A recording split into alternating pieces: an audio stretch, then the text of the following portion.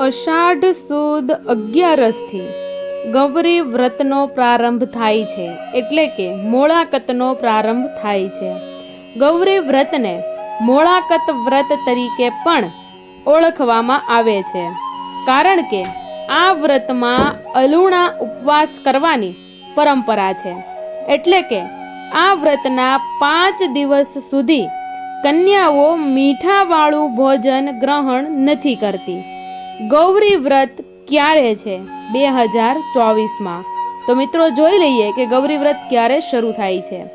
ગૌરી વ્રત પહેલા અષાઢ સુદ 5મે કન્યાઓ 7 પ્રકારના ધાન, જેમાં ઘઉં, જવ, તલ, મગ, તુવેર, ચોળા તેમજ અક્ષત લઈ છાબડામાં માટી અને ખાતર નાખી જવારા ઉગાડવામાં આવે છે.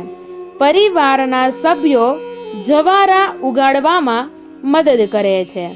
છાણિયું ખાતર નાખેલી માટીમાં વાવવામાં આવે છે.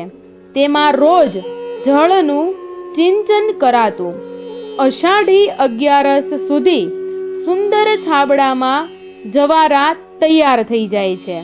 ત્યારબાદ વ્રતનો પ્રારંભ થતાં જ અષાઢી 11ના ભગવાન શંકરને યાદ કરી એ જવારાની રૂ, કંકુ, ચોખા અને પૂજાપા સાથે પૂજા અર્ચના કરવામાં આવે છે. કન્યાઓ ધાન્યનું અને ખેતીનું મહત્વ સમજે તે દ્રષ્ટિએ પણ જવારાની પૂજા કરવામાં આવે છે. આ સાથે ગૌરી વ્રતના સમયગાળા દરમિયાન બાળાઓ ઉપવાસ કરે છે.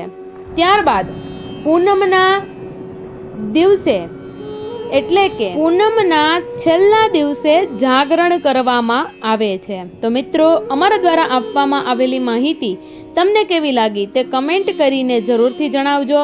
અને અમારો વિડીયો તમને પસંદ આવ્યો હોય તો વિડીયોને લાઇક, શેર અને ચેનલને જરૂરથી સબસ્ક્રાઇબ કરજો.